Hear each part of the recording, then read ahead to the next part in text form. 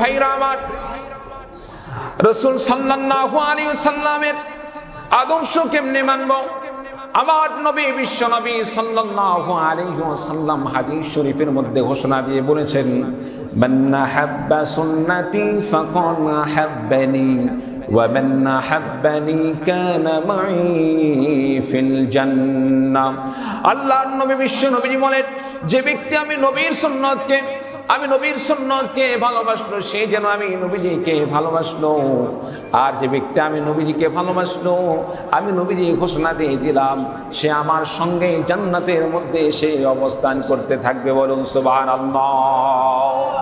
শুধু তাই নয়, আল্লাহর নবী বিশ্ব নবী সাল্লাল্লাহু আলাইহি ওয়াসাল্লাম বলেন, মান আহাব্বা সুন্নতি ইনদা ফাসাদি উম্মতি ফালাহু আজরু মিআতা শাহীদ। যে ব্যক্তি শেষ জামানায় ফিতনা ফাসাদের সময় আলেমদের ডাকে সাড়া দিয়ে নবীর সুন্নতকে অনুসরণ করে চলবে, নবীর সুন্নতকে মেনে চলবে, নবীর সুন্নতকে ভালোবাসবে, রাসূল সাল্লাল্লাহু আলাইহি ওয়াসাল্লামের সুন্নতের অনুসরণ করবে। আমার নবীজি সাল্লাল্লাহু আলাইহি ওয়াসাল্লাম ঘোষণা দিয়ে বলেন, আল্লাহ রাব্বুল আলামিন ওই বান্দার আমলনামায় 102টি গলা কাটা শহীদের মর্যাদা আল্লাহ পাক নসিব করে দিবেন। বলুন সুবহানাল্লাহ।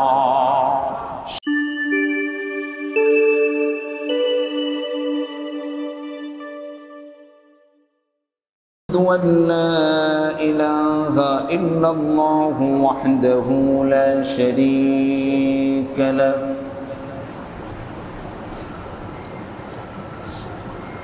ونشهد أن محمدا عبده ورسوله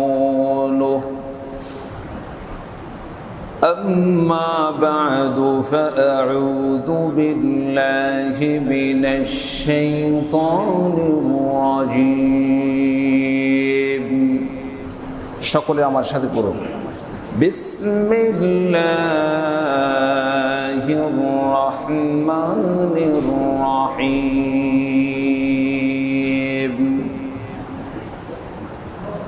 وما أرسلناك إلا رحمة للعالمين.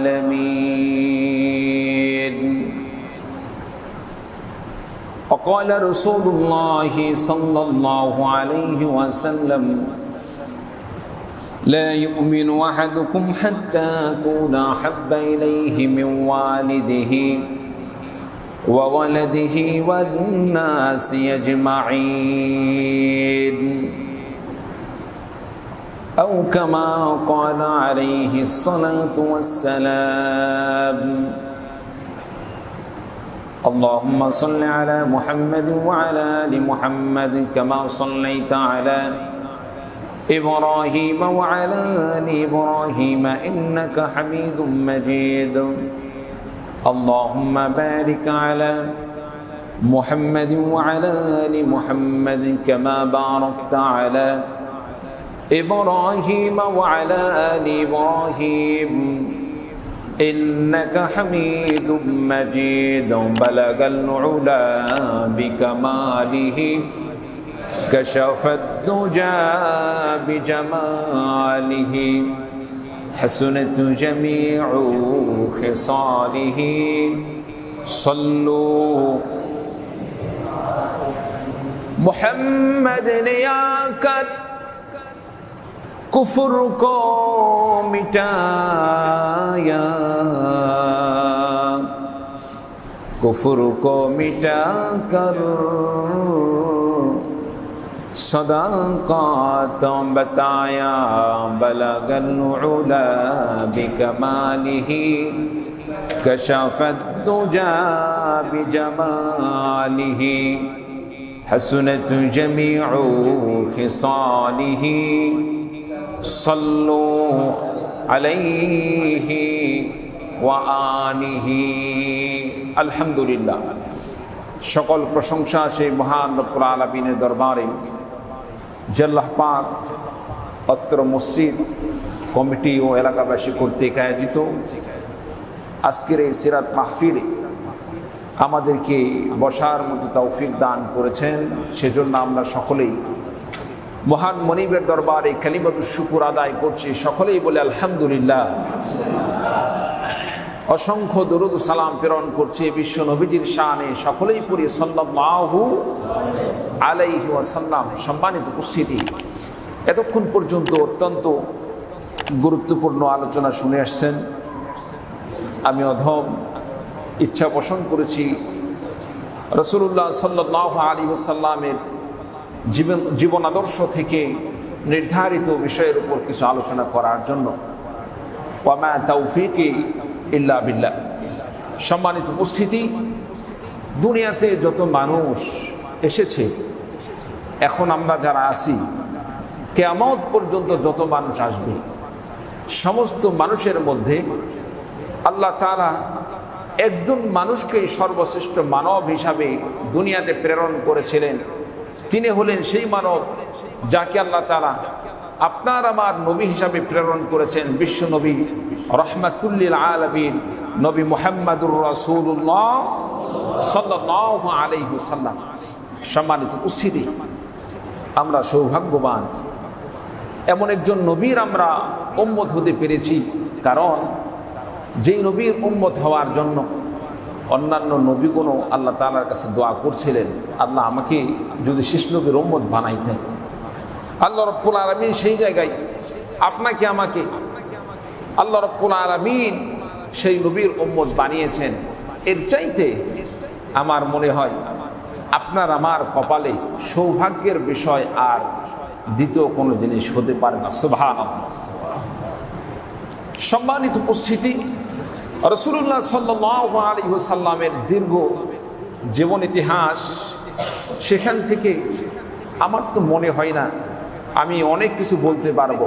তবে আল্লাহ তাআলা তার জ্ঞান থেকে তামাম পৃথিবীর সমস্ত মাখলুককে যে কিঞ্চিত পরিমাণ জ্ঞান দান করেছেন, সেখান থেকে আমি অধম কিছু চেষ্টা করতে পারি।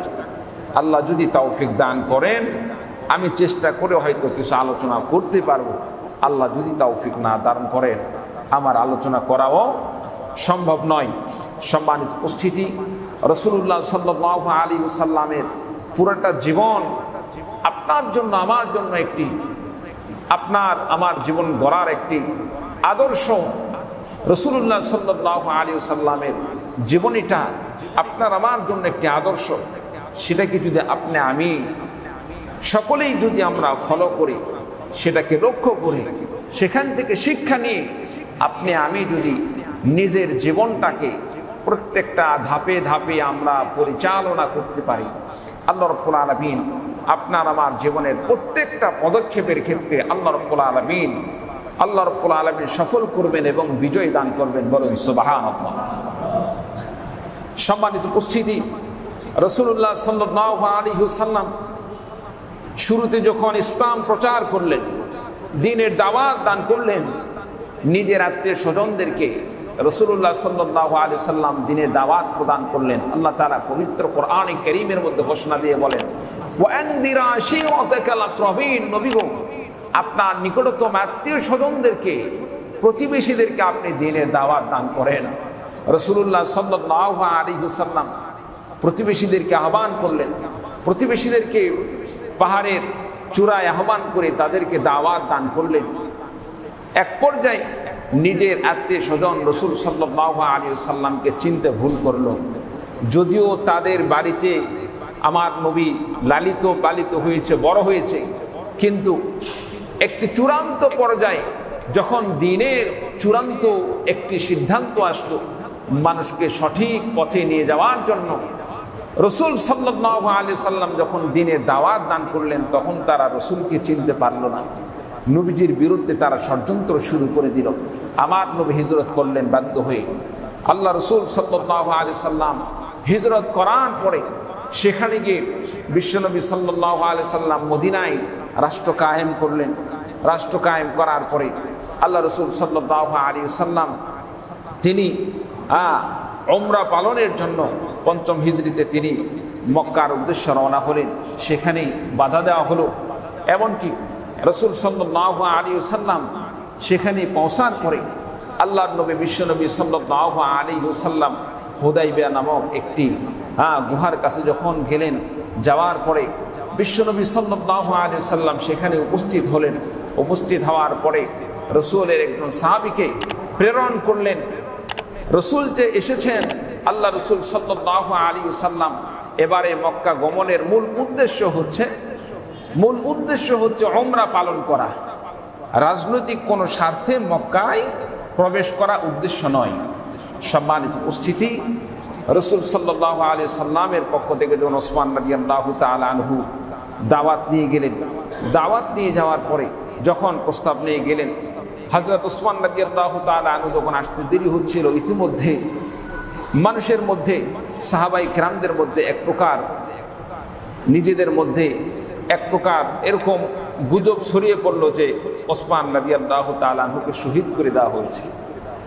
সাহাবায়ে কেরামগণ রাসূলুল্লাহ সাল্লাল্লাহু আলাইহি সাল্লামের হাতে হাত রেখে বায়াত গ্রহণ করতে তারা বাধ্য হয়েছে যে ওসমান রাদিয়াল্লাহু তাআলা আনহুকে যদি শহীদ করা হয়ে থাকে, ওসমান গনি রাদিয়াল্লাহু তাআলা আনহু তার হত্যার প্রতিশোধ নিতে আমাদের যা ইচ্ছা তাই করতে হবে। রসুলের তত্ত্বাবধানে, রসুলের হাতে হাত রেখে প্রয়োজনে আমরা জীবন দিয়ে দিব, তারপরেও আমরা কাফিরদের সাথে আমরা কোনো প্রকার আমরা নমনীয়তা দেখাবো না। ওসমান গনি হত্যার বিচার এবং তার প্রতিশোধ যে কোনো মূল্যে আমরা নিতে চাই, বলুন সুবহানাল্লাহ। সম্মানিত উপস্থিতি, অতঃপর যখন প্রকাশ হয়ে গেল যে না, হযরত ওসমান রাদিয়াল্লাহু তাআলা আনহু জীবিত আছেন, রাসূলুল্লাহ সাল্লাল্লাহু আলাইহি ওয়াসাল্লাম এবার রাসূল সাল্লাল্লাহু আলাইহি ওয়াসাল্লাম একজন সাহাবীকে পাঠাইলেন। সেখানে চুক্তি করার জন্য আল্লাহ রাসূল সাল্লাল্লাহু আলাইহি ওয়াসাল্লাম সেখানে যাওয়ার পরে যে চুক্তিটা হলো, চুক্তির মধ্যে এমন চুক্তিগুলো এই মক্কার কাফের মুশরিকরা তারা ধরিয়ে দিল যেগুলো একটা মুসলমানদের পক্ষে নেই। তারা যে শর্তগুলো দিল, তাদের প্রথম শর্ত, এইবার মুহাম্মদ সাল্লাল্লাহু আলাইহি সাল্লাম সে মক্কায় প্রবেশ করবে না, মক্কা থেকে ফিরে চলে যাবে। আগামী বছর আসতে পারবে মুহাম্মদ সাল্লাল্লাহু আলাইহি সাল্লাম, তবে তরবারি অস্ত্র সজ্জিত নয়, শুধুমাত্র একজন স্বাভাবিক মানুষ যেভাবে যায় সেভাবে গিয়ে হজ পালন করবে, উমরা পালন করবে, সেখানে 3 দিন পর্যন্ত অবস্থান করবে। সম্মানিত উপস্থিতি, এরপরে আরো চুক্তি যে সমস্ত দেয়া হলো, রাসূলুল্লাহ সাল্লাল্লাহু আলাইহি ওয়াসাল্লামকে যে শর্তগুলো দেয়া হলো, মক্কায় যে সমস্ত মানুষরা আসবে, মক্কায় যে সমস্ত মুসলমানরা আসবে, মক্কায় এসে যদি কেউ থেকে যেতে চায় মুহাম্মদ সাথে নিয়ে যেতে পারবে না। মক্কার কোন মানুষ যদি মুহাম্মাদের সাথে যেতে চায় তাকেও নিয়ে যেতে পারবে না, বরং মক্কায় তাকে রেখে যেতে হবে। সম্মানিত উপস্থিতি, সব শর্তগুলো মুসলমানদের বিরুদ্ধে। সাহাবায়ে কেরামগণ এটা মেনে নিতে পারতেছিলেন না, রাসূলের কাছে আরজ করলেন, ইয়া রাসূলুল্লাহ, এটা কেমন কথা, এটা কেমন কি জিনিস হচ্ছে, সব তো আমাদের বিরুদ্ধে, সব কিছু আমাদের বিরুদ্ধে যাচ্ছে, আমরা কিভাবে মেনে নেই? আল্লাহর নবী বিশ্ব নবী সাল্লাল্লাহু আলাইহি ওয়াসাল্লাম সাহাবায়ে কেরামদেরকে লক্ষ্য করে বললেন, আমার সাহাবীরা শোনো, আমি যে সিদ্ধান্তগুলো মেনে নিচ্ছি, কাফেরদের পক্ষ থেকে আমাকে যেই শর্তগুলো দেওয়া হয়েছে, যে চুক্তিনামাগুলো দেওয়া হচ্ছে, এগুলোতে সই করতেছি, এটা আমার ব্যক্তিগত কোনো সিদ্ধান্ত নয়, বরং আমার আল্লাহ রাব্বুল আলামিন আমাকে এই সিদ্ধান্ত জানিয়ে দিয়েছেন।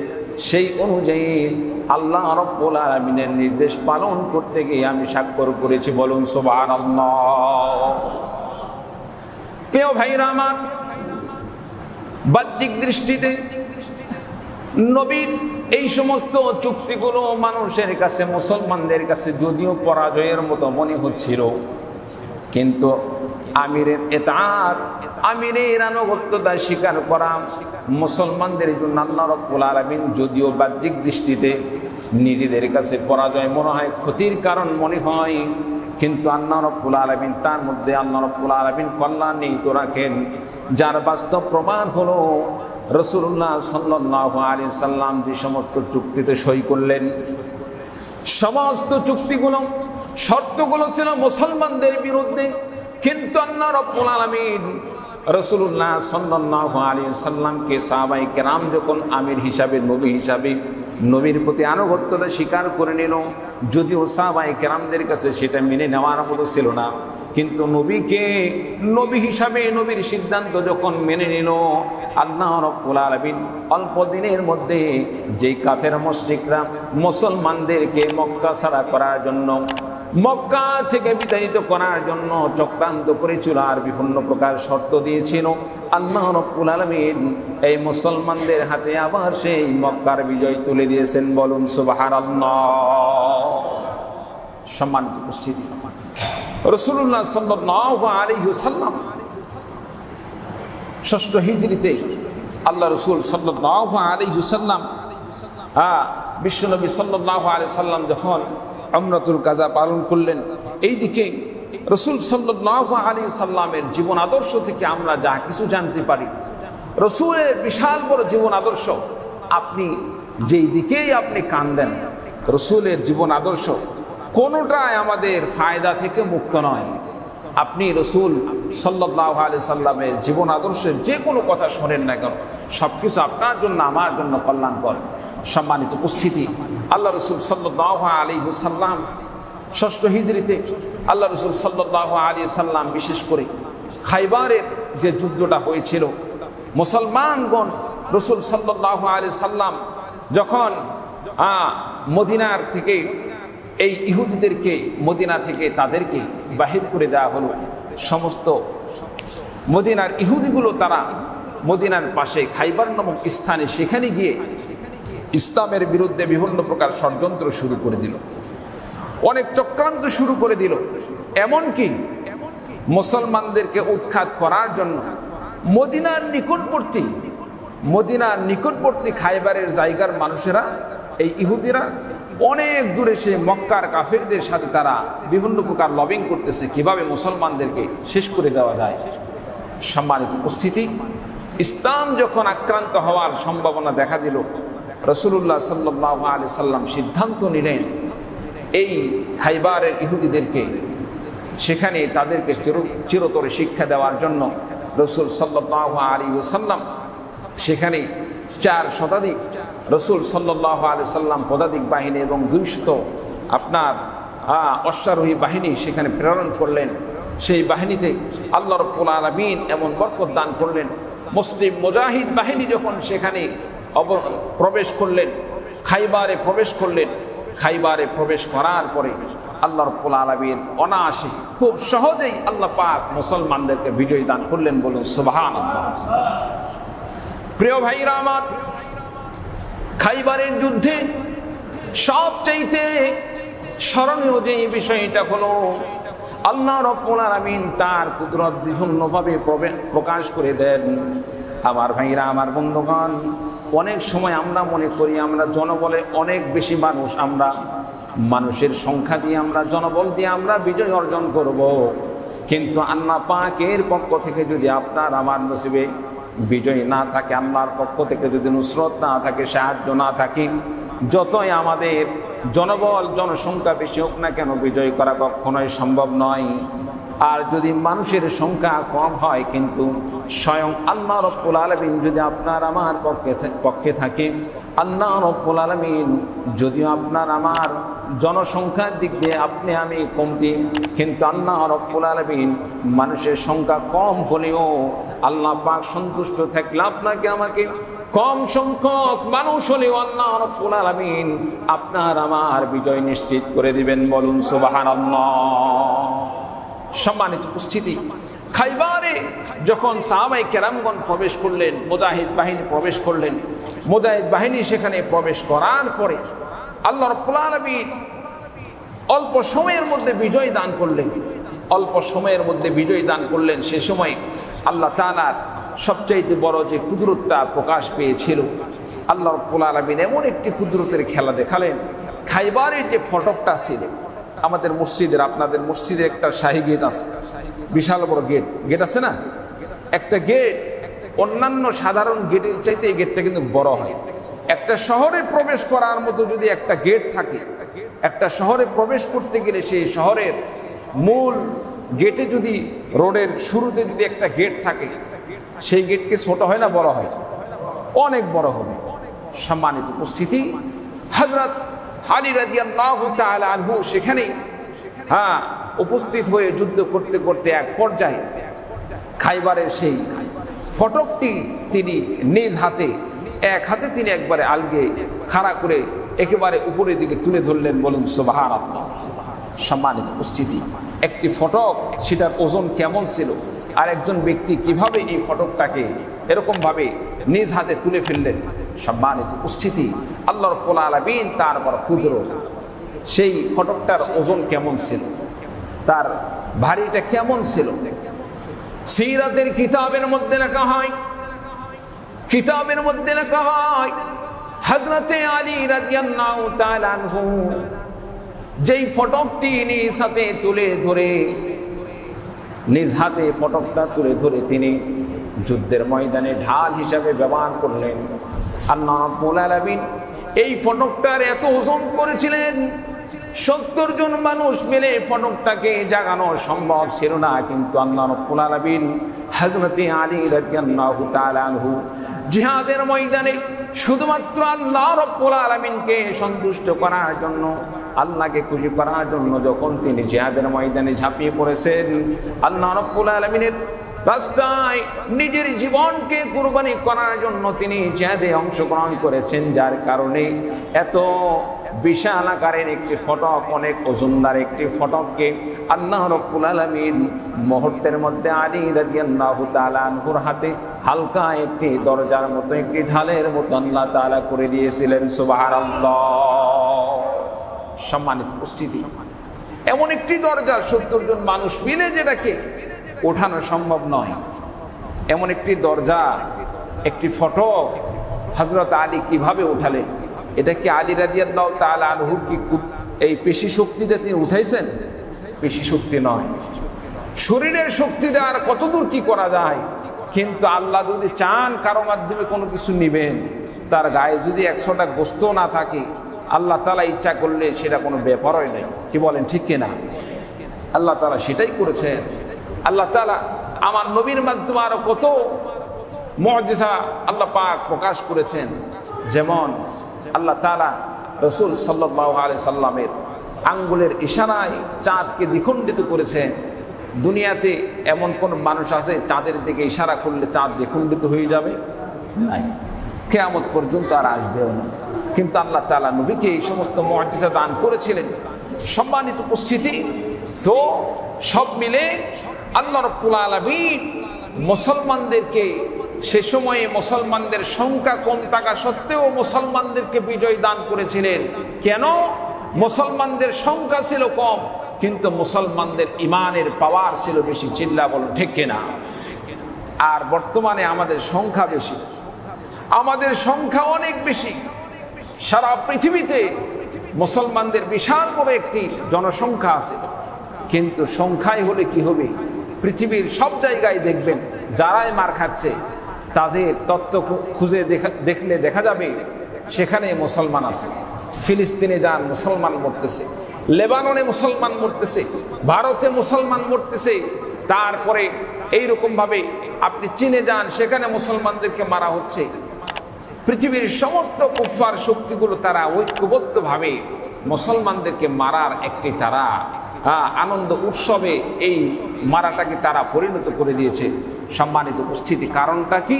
কারণ হলো একটাই, সেটাই হচ্ছে আমাদের জনসংখ্যা বেড়েছে কিন্তু ঈমান দুর্বল হয়ে গেছে। ঈমানের দিক দিয়ে আমরা অনেক দুর্বল হয়ে গিয়েছি। সম্মানিত উপস্থিতি, এজন্য ঈমান আমাদের চাঙ্গা করতে হলে, শক্ত করতে হলে, মজবুত করতে হলে আমাদেরকে রাসূলের জীবন আদর্শ করতে হবে, সাহাবায়ে কেরামদের জীবন আদর্শ করতে হবে। সাহাবায়ে কেরামগণ তারা কিভাবে যুদ্ধ জিহাদ করেছে তাদের আদর্শ আজকে আমাদেরকে শিখতে হবে, পড়তে হবে। আজকে কি আর নবী রাসূলের জীবন আদর্শ মাদ্রাসা স্কুলে পড়াবেন, সাহাবায়ে কেরামদের আদর্শ পড়াবেন? আজকে স্কুলে, মাদ্রাসা আর স্কুলে নবীর আদর্শ, সাহাবায়ে কেরামদের আদর্শ পড়াইতে গেলে এক প্রকার যারা পড়ে তাদেরকেও জঙ্গি বলা হয়, যারা পড়ায় তাদেরকেও কিন্তু জঙ্গি ট্যাগ দিয়ে এতদিন পর্যন্ত আমাদের উপর নির্যাতন, নিপীড়ন চালানো হয়েছে। চিল্লা বলুন ঠিক কিনা?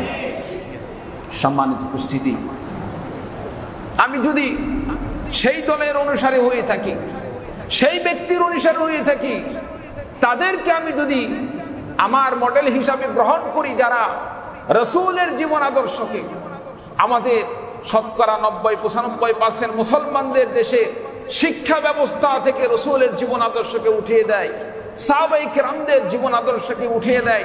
আল্লাহ রাব্বুল আলামিনের ফরজ বিধান জিহাদকে যারা কটাক্ষ করে, জিহাদকে নিয়ে ব্যঙ্গচিত্র করে, জিহাদের বিরুদ্ধে কথা বলে, জিহাদের কথা বললেই যাদেরকে জঙ্গি বলে তকমা লাগায়, এতদিন পর্যন্ত যারা ওই দলের এক প্রকার অনুসরণ করেছে, তাদের কথা শুনেছে, তাদের সবকিছু মেনে চলেছে, আমি তাদের কাছে অন্তত পক্ষে এইটুকু আমি অনুরোধ করব, ভাই, মানুষ বলতে ভুল হতে পারে, আপনি ভুল পথে আপনি পা দিতে পারেন, সারা জীবন আপনি ভুল পথে থাকতে পারেন না, আপনার ভুল শুধরানোর সময় আসছে। আপনি কেন এমন একটি দলকে অনুসরণ করবেন যারা সারা জীবন মুসলিম নিধনের পিছনে, আলেম হত্যার পিছনে তাদের সবসময় ভূমিকাটা অতীতে চলে আসছে, এখনো পর্যন্ত তাদের ওই ভূমিকায় চলতেছে, আপনি কেমনে তাদেরকে অনুসরণ করবেন? অথচ আমার নবী তো এমন একজন নবী ছিলেন যার জীবন আদর্শ এমন একটি জীবন আদর্শ, পৃথিবীর কোন মানুষ যদি একজন রাষ্ট্রপ্রধান হতে চায়, শ্রেষ্ঠ রাষ্ট্রপ্রধান হতে চাইলে আমার নবীর জীবন আদর্শকে অনুসরণ করা ছাড়া কোনোদিন একজন ব্যক্তি শ্রেষ্ঠ রাষ্ট্রপ্রধান হতে পারে না। চিল্লা বলুন সুবহানাল্লাহ।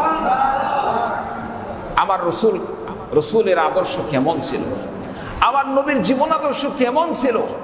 রসুল তো এমন ছিলেন, মানুষের প্রতি অন্যায় করেন নাই, মানুষের প্রতি জুলুম করেন নাই, মানুষের প্রতি নির্যাতন করেন নাই, অত্যাচার করেন নাই। রসুল সাল্লাল্লাহু আলাইহি সাল্লাম মানুষকে সৎ পথ দেখাইছেন, মানুষদেরকে কল্যাণের পথ দেখাইছেন।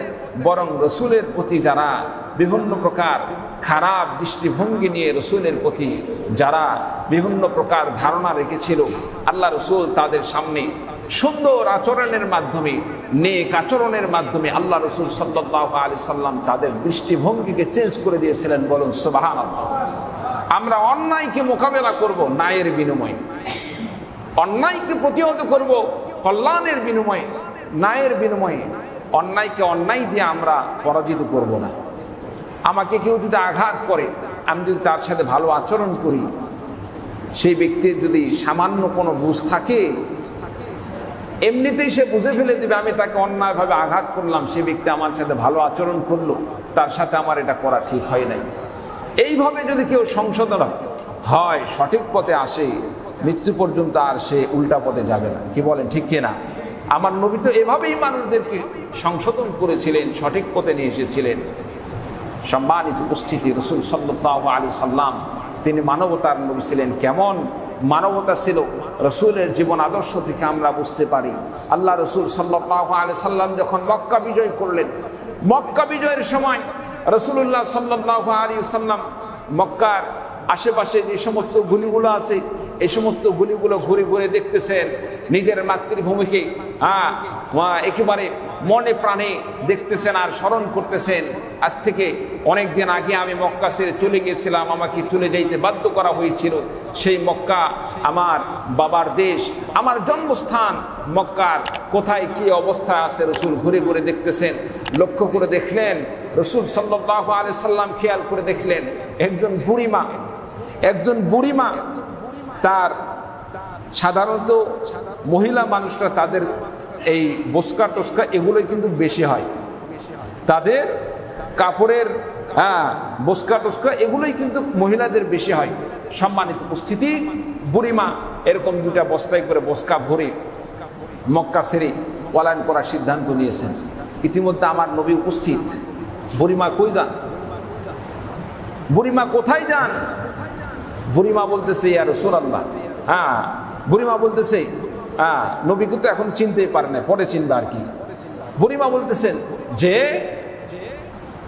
আমরা তো জানতে পারলাম আব্দুল্লাহর ছেলে মুহাম্মদ মক্কাকে দখল করার জন্য মক্কায় প্রবেশ করেছে। আমাদের ঘর বাড়ি তারা দখল করবে, নারী নির্যাতন হবে, লুণ্ঠন হবে, যত প্রকার অন্যায় কাজ আছে সব কিছু করবে, এমনকি আমাদেরকে মেরে শেষ করে ফেলে দিতে পারে। জানে বাঁচার জন্য আমার যা কিছু সামানপত্র আছে এগুলো নিয়ে মক্কা ছেড়ে চলে যাওয়ার সিদ্ধান্ত নিয়েছি। আমার রাসূল সাল্লাল্লাহু আলাইহি সাল্লাম বুড়িমার কথা শুনে মনে মনে হাসতেছেন কিন্তু রসুল এখনো তার নিজের পরিচয় ওপেন করেন নাই। নবীজি বুড়িমাকে বললেন, বুড়িমা আপনি কোথায় যাবেন? আপনি যদি আমাকে একটু অনুমতি দান করেন, আমাকে একটু অনুমতি দান করেন, তাহলে আপনার একটু আমি হেল্প করতে চাই। সেটা হচ্ছে আপনি যেখানে যাবেন আপনার এই বস্তাগুলো নিয়ে, এই মাল সামানা নিয়ে আপনার চলা কষ্ট হয়ে যাবে, বৃদ্ধ মানুষ একা যাওয়াই কষ্ট, এই সমস্ত মাল সামানা নিয়ে আপনি কেমনে যাবেন?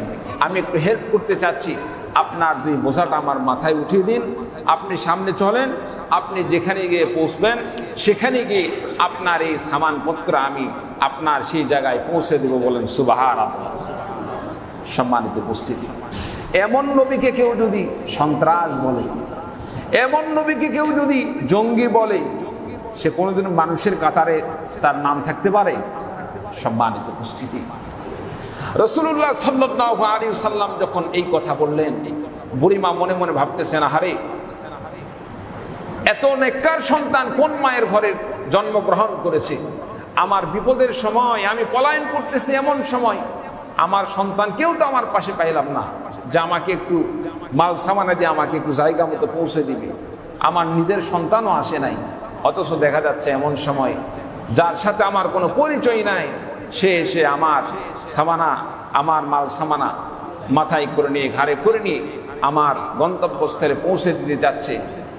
আমার বুড়িমার সামনের দিকে রওনা হলেন।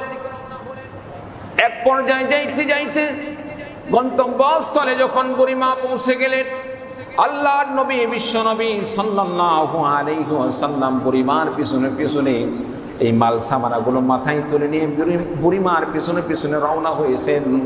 যাইতে যাইতে যাইতে যাইতে এক পর্যায়ে বুড়িমা যখন গন্তব্যস্থলে পৌঁছে গেলেন, রাসূলুল্লাহ সাল্লাল্লাহু আলাইহি ওয়াসাল্লাম মাল সামানা সেখানে রাখলেন।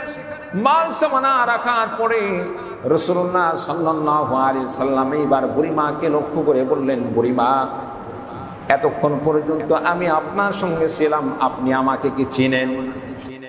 সম্মানিত উপস্থিতি, রাসূলুল্লাহ সাল্লাল্লাহু আলাইহি ওয়াসাল্লামের জীবনে আমরা আলোচনা করছিলাম। আসলে আজকে আমি মানসিকভাবে একটু বিপর্যস্ত।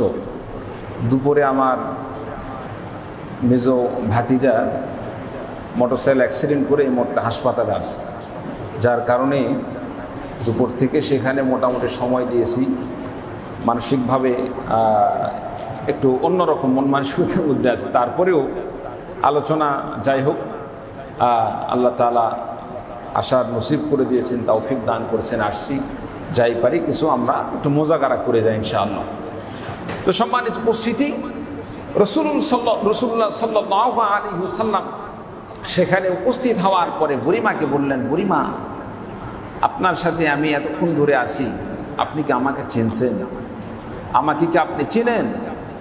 বুড়িমা বললেন, না, আপনাকে তো আমি চিনি না।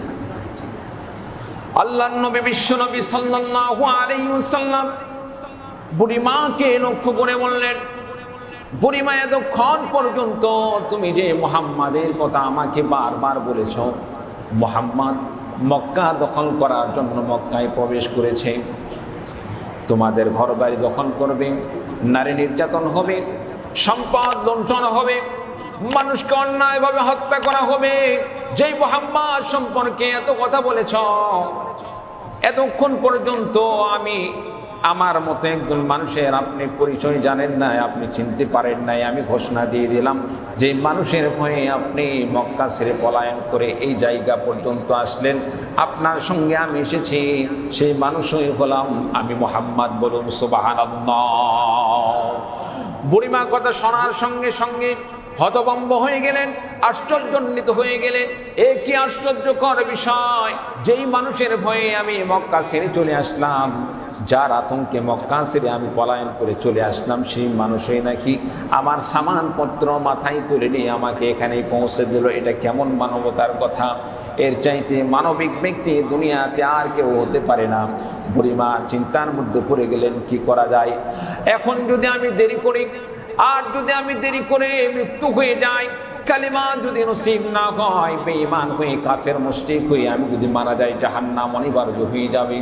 এই জন্য সঙ্গে সঙ্গে পরিবার নবীজিকে লক্ষ্য করে বললেন, নবী গো, আপনি সত্য নবী, আমি বিশ্বাস করে নেই, আমি বিশ্বাস করে নিয়েছি, মেনে নিয়েছি, আর দেরি করতে চাই না। আপনি কালিমা পড়ে ইমানদার বানিয়ে দিন। আমার নবী বিশ্ব নবী সাল্লাল্লাহু আলাইহি ওয়াসাল্লাম সঙ্গে সঙ্গে কালিমা পড়ে বুড়িমাকে ইমানদার বানিয়ে দিলেন আর কালিমা পড়ে দিলেন, লা ইলাহা ইল্লাল্লাহু মুহাম্মাদুর রাসূলুল্লাহ, লা ইলাহা ইল্লাল্লাহ, লা ইলাহা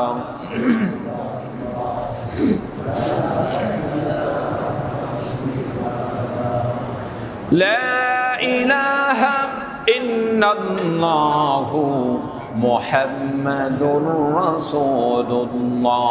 সকলেই পড়ুন সাল্লাল্লাহু আলাইহি ওয়াসাল্লাম। প্রিয় ভাই সব, এমন মানবতার নবীকে আজকে ভারতের জমিনে আমার বিশ্বনবী সাল্লাল্লাহু আলাইহি ওয়াসাল্লামের চরিত্রকে নিয়ে ব্যঙ্গ করা হচ্ছে, নবীকে গালি দেওয়া হচ্ছে। আপনি আমি মুসলমান হলে আমার নবীকে নিয়ে কোনো প্রকার কটূক্তি করা হবে আর আপনি আমি ঘরে বসে থাকবো, এটা কোনোদিন মুসলমানের কাজ হতে পারে? মুসলমানের কাজ হতে পারে না। এজন্য ভারতের মুসলমানরা যেভাবে একজন মুশরিক ইসলাম বিদ্বেষী নবীর দুশ্মনের বিরুদ্ধে যেভাবে তারা লক্ষ লক্ষ তাওহীদে মুসলমান রাজপথে ঝাঁপিয়ে পড়েছে, আমার দেশের মুসলমানরাও আজকে মাঠে ময়দানে তারা স্লোগান তুলতেছে। নবীর বিরুদ্ধে যারা কুৎসা উঠেছে, রাসূল সাল্লাল্লাহু আলাইহি সাল্লামকে নিয়ে বিভিন্ন প্রকার গালমন্দ করেছে, তাদের বিচার চাওয়ার জন্য যেমন মাঠে ময়দানে ঝাঁপিয়ে পড়েছে। শুধু আজকে নয়, মৃত্যু পর্যন্ত আমার রাসূল সাল্লাল্লাহু আলাইহি সাল্লামকে নিয়ে কোনো গালমন্দ করা হলে, নবীর আদর্শের প্রতি কেউ যদি আঙ্গুল তোলার চেষ্টা করে, প্রয়োজনে আপনাকে আমাকে রাসূলের ভালোবাসায়, আল্লাহর দ্বীনের ভালোবাসায়, রাসূলের মহব্বতে রক্ত দিতে হবে, জীবন দিতে হবে। রাসূলের আদর্শকে প্রতিষ্ঠা করার জন্য যদি রক্ত এবং জীবন দেওয়া লাগে, আমরা জীবন দিব তো ইনশাআল্লাহ। কে কে দিবেন একটু দুহাত তুলে দেখান তো দিকে আল্লাহকে। লিল্লাহি তাকবীর, লিল্লাহি তাকবীর। সত্তামান আল্লাহ কবুল করেন, সকল আল্লাহুম্মা আমিন। সম্মানিত উপস্থিতি, আমার নবীজিকে আমরা কি হিসাবে আমরা গ্রহণ করব? আমার রাসূল আমার মডেল, আমার নবী আমার আদর্শ। রাসূলের জীবনীকে যদি আপনি আমি অনুসরণ করে চলতে পারি, রাসূলের জীবনীকে মেনে চলতে পারি, রাসূলের আদর্শকে ফলো করে আপনার আমার নিজের জীবন গড়ি, আল্লাহ তাআলা দুনিয়াতে কামিয়াবি দান করবেন, আখিরাতে আল্লাহ তাআলা জান্নাতের রাস্তা ক্লিয়ার করে দিবেন। বলুন সুবহানাল্লাহ। রাসূলের সাথেই আপনার আমার হাসর নাসর হবে, জান্নাতে থাকার ব্যবস্থা হয়ে যাবে। বলুন সুবহানাল্লাহ। সম্মানিত উপস্থিতি, সেই হিসাবে আপনাকে আমাকে এখন কি করতে হবে? রাসূলের আদর্শ মানতে হলে, রাসূলকে ভালোবাসতে হলে, রাসূলের ভালোবাসা শুধু মুখে মুখে নয়, রাসূলের ভালোবাসা নিজের আমলের মাধ্যমে, কাজের মাধ্যমে প্রমাণ করে দিতে হবে। আমরা মুখে মুখে বলি রাসূলকে অনেক ভালোবাসি, একেবারে আমার নিজের জীবনের চাইতে ভালোবাসি, আমার সন্তানের চাইতে বেশি ভালোবাসি, আমার স্ত্রীর চাইতে বেশি ভালোবাসি, অথচ নবীকে গালি দেওয়া হচ্ছে। আলেম ওলামারা, মসজিদের ইমাম মুয়াজ্জিনরা স্লোগানের জন্য ডাকতেছে, প্রতিবাদ করার জন্য মাঠে ময়দানে আহ্বান করতেছে। আপনি প্রতিবাদ করতে না গিয়ে বাড়ি থেকে মনে মনে ভাবতেছেন যত তাড়াতাড়ি ভাত খাবো, একটু পেটের খিদাটা তাড়াতাড়ি মিটবে। এটা কি রাসূলের আশিকের পরিচয়? রাসূলের আশিকের পরিচয় এটা? এটা রাসূলের আশিকের পরিচয় হতে পারে না। আমরা তো রমজান মাসে রোজা রাখি ভাই, রাসূলের ইশকের পরিচয় দিতে গিয়ে যদি আপনাকে আমাকে মাঠে ময়দানে ঝাঁপিয়ে পড়তে হয়, আলেমদের ডাকে সাড়া দিতে হয়, আপনাকে আমাকে প্রত্যেকটা ধাপে ধাপে আলেমদের ডাকে সাড়া দিয়ে রাসূলের আশিকের পরিচয়কে আপনার আমার বাস্তবায়ন করতে হবে। যদি এটা করতে পারি, তাহলেই একমাত্র রাসূলের খাঁটি উম্মত হিসাবে আপনি আমি দাবি করতে পারবো। প্রিয় ভাইরা আমার, রাসূল সাল্লাল্লাহু আলাইহি ওয়াসাল্লামের আদর্শ কেমনে মানব? আমার নবী বিশ্ব নবী সাল্লাল্লাহু আলাইহি ওয়াসাল্লাম হাদিস শরীফের মধ্যে ঘোষণা দিয়ে বলেছেন, মান আহাব্বা সুন্নতি ফাকাদ আহাব্বানি ওয়া মান আহাব্বানি কানা মাই ফিল জান্নাহ। আল্লাহর নবী বিশ্ব নবী বলেন, যে ব্যক্তি আমি নবীর সুন্নতকে আমি নবীর সুন্নতকে ভালোবাসলো সে যেন আমি নবীজিকে ভালোবাসলো। আর যে ব্যক্তি আমি নবীজিকে ভালোবাসলো, আমি নবীজি ঘোষণা দিয়ে দিলাম সে আমার সঙ্গে জান্নাতের মধ্যে সে অবস্থান করতে থাকবে। বলুন সুবহানাল্লাহ। শুধু তাই নয়, আল্লাহর নবী বিশ্ব নবী সাল্লাল্লাহু আলাইহি ওয়াসাল্লাম বলেন, মান আহাব্বা সুন্নতি ইনদা ফাসাদি উম্মতি ফালাহু আজরু মিআতা শাহীদ।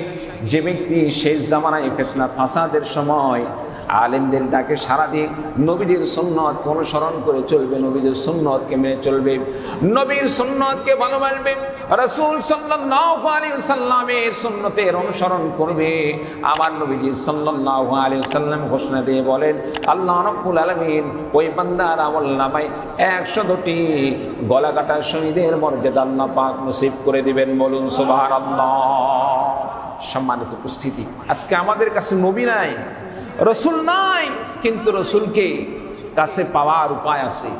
যদিও সামনে পাবো না, কিন্তু রসুলের ভালোবাসা যদি আপনার আমার অন্তরে থাকে, আল্লাহ তাআলা স্বপ্ন যুগে হলেও রসুলকে আপনার আমার সামনে করে দিতে পারেন। চিল্লা বলুন ঠিক কিনা? সম্মানিত উপস্থিতি, এই জন্য নবীর আদর্শকে মানতে হবে, রসুলের সুন্নাহকে মানতে হবে। রসুলের আদর্শ ছাড়া এক ধাপও আপনাকে আমাকে সামনে অগ্রসর হওয়া মুমিন হিসাবে ঠিক হবে না। এই জন্য এখন আপনাকে আমাকে সিদ্ধান্ত নিতে হবে কোন মার্কা মুসলমান হব, কোন কোয়ালিটির মুসলমান হব। এক কোয়ালিটির মুসলমান সুবিধাবাদ, যখন যেদিকে সুবিধা আসে তখন সেদিকে সে পাতলে।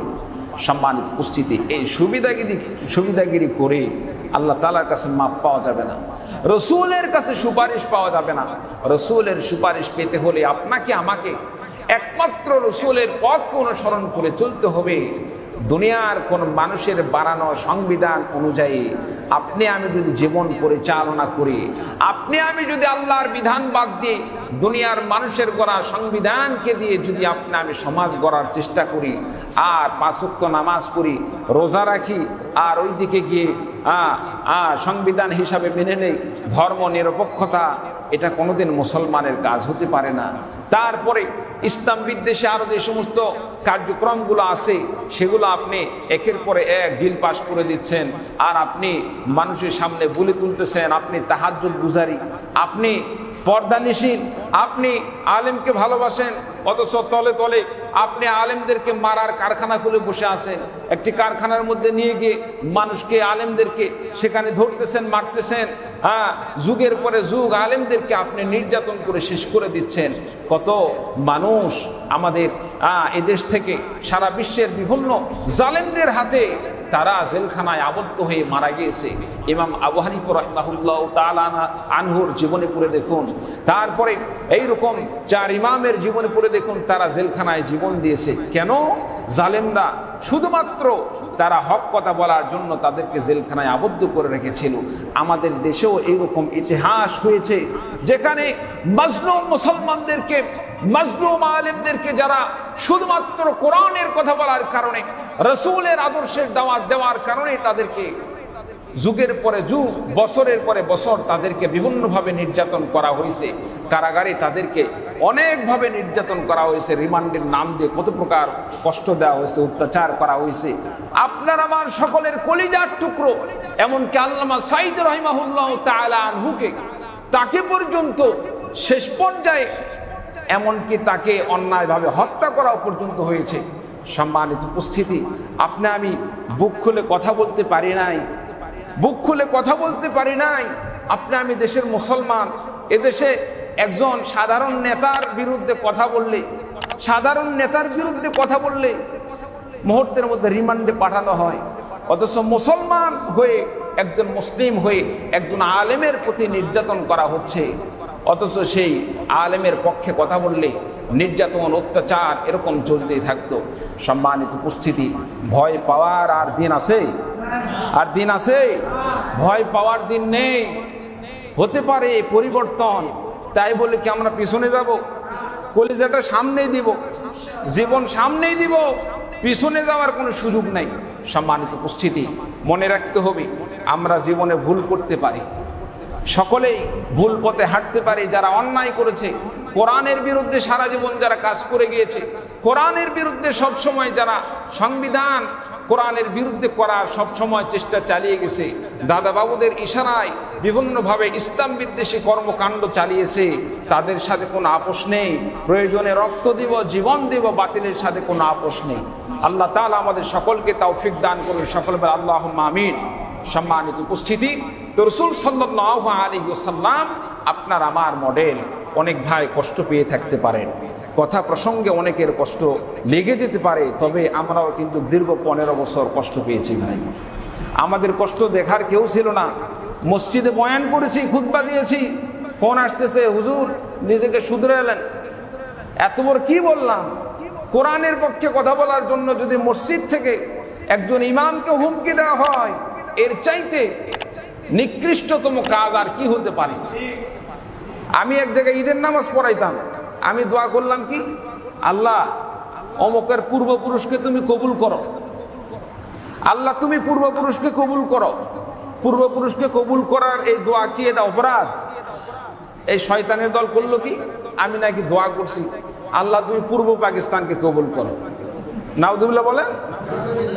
এমনকি আমার বিষয় ডিসি সাহেব পর্যন্ত নালিশ চলে গেছে, ডিসি সাহেব পর্যন্ত আমার বিষয়ে নালিশ চলে গেছে। আমাকে মোটামুটি সাইজ করে একটা তারা টার্গেট নিচ্ছে কিভাবে কি করবে। তবে হ্যাঁ, আল্লাহর শুকরিয়া, আল্লাহ তাআলার কাছে শুকরিয়া আদায় করি। মুসল্লি তো সবগুলা তো আর একেবারে ব্যাকুল নয়, আল্লাহ তো বিবেক দান করেছেন।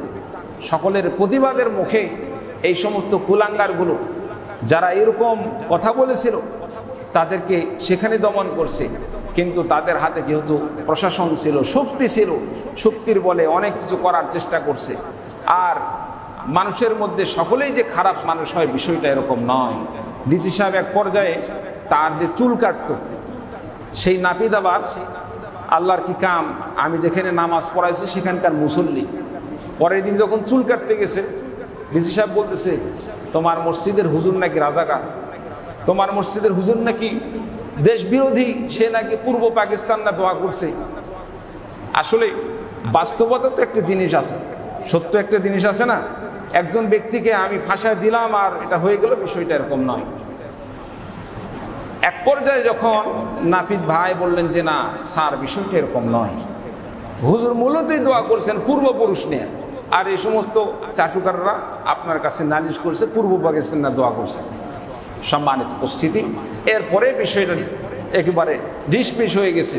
পরবর্তীতে শেষ পর্যন্ত জুমার দিনে মসজিদে নির্ধারণ হবে ঈদের নামাজ হুজুর পড়াইতে আসবে কিনা, সামনে ঈদের নামাজ পড়াইতে আসতে পারবে কিনা।